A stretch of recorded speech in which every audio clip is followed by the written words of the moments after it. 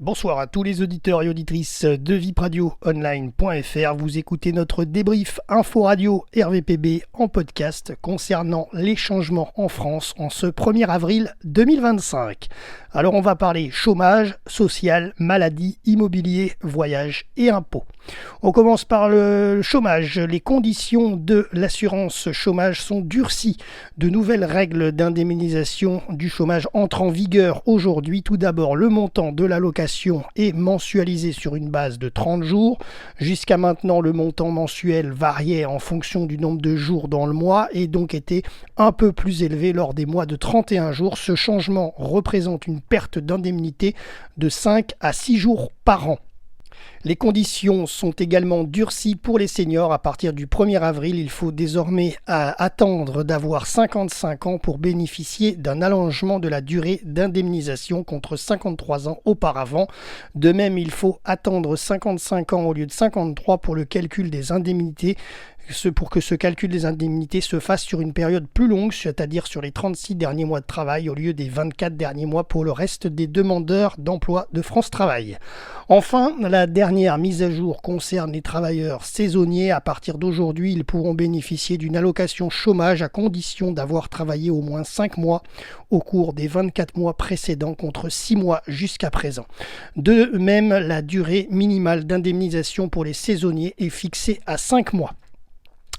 On passe au social, la revalorisation du RSA, le revenu de solidarité active est donc passé à 1,7% à compter d'aujourd'hui. Cette revalorisation est effectuée en prenant en compte l'inflation. Pour un couple avec 2 enfants, le montant versé passera ainsi sans déduction du forfait logement de 1 334,98 € à 1 357,70 € et pour une personne seule, le RSA passe à 646,52 € par mois contre 635,71 € auparavant.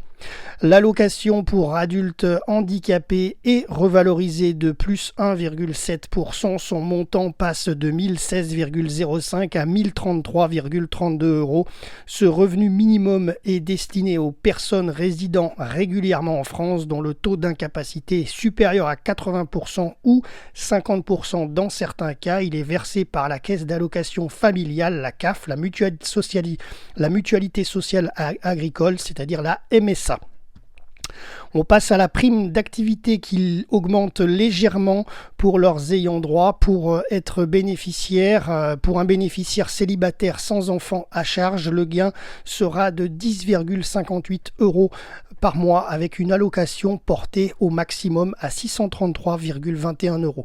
Autre exemple, avec 3 enfants, la revalorisation atteindra 23,29 € pour une prime portée à 1 393,08 € au maximum. Concernant la maladie, les IJ, les arrêts de travail sont moins bien indemnisés. Le plafond en cas d'arrêt maladie est désormais abaissé pour les salariés du privé. À partir du 4e jour d'arrêt, l'assurance maladie prend désormais en charge le salaire à hauteur de 50% du salaire brut dans la limite de 1,4 SMIC. Jusqu'ici, le plafond était à 1,8 de SMIC.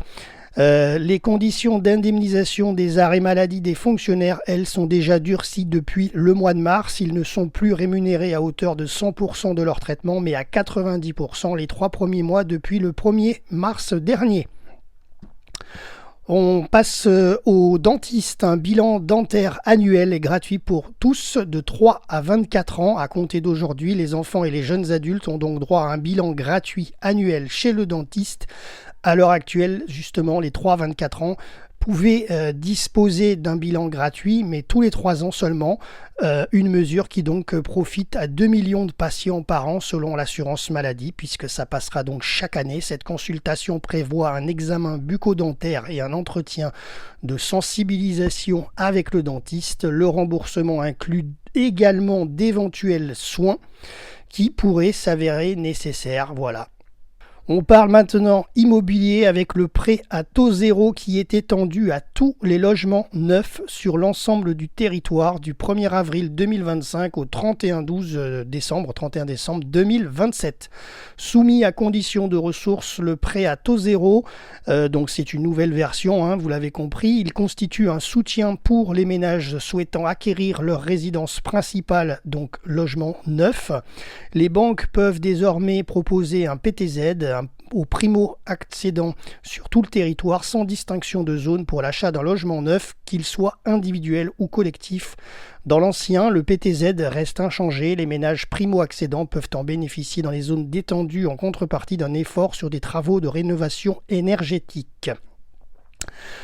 Toujours dans l'immobilier, mais maintenant les notaires. Hausse des frais de notaire dans plusieurs villes à compter d'aujourd'hui. Les départements qui le souhaitent peuvent augmenter les frais.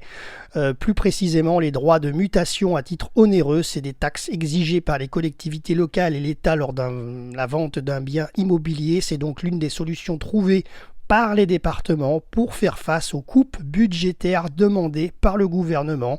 C'est le cas de Paris, la Côte d'Or, le Gard ou encore le Loiret.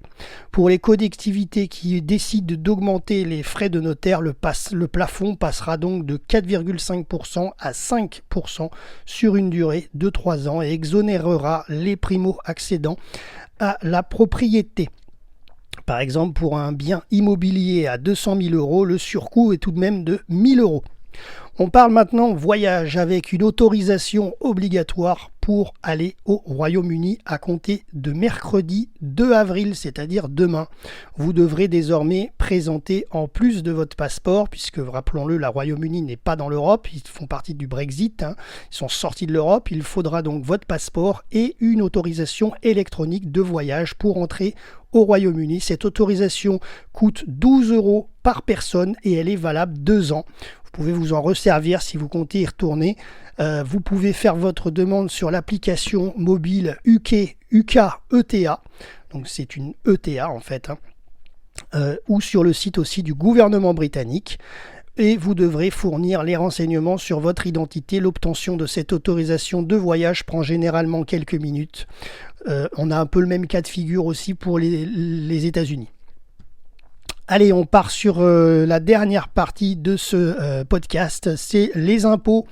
Le coup d'envoi pour les déclarations de revenus en ce premier jour du mois d'avril, et c'est pas un poisson, voilà, ça marque aussi donc le coup d'envoi du début pour remplir sa déclaration de revenus à compter du 10 avril. Vous pourrez le faire pour les revenus 2025. Pour tenir compte de l'inflation, les tranches du barème de l'impôt sur le revenu ont été revalorisées de plus 1,8% cette année. Voilà, c'est tout concernant les changements en France au 1er avril 2025. Merci à tous de nous avoir suivis et merci à toutes. C'était Jérôme pour RVPB, vipradioonline.fr.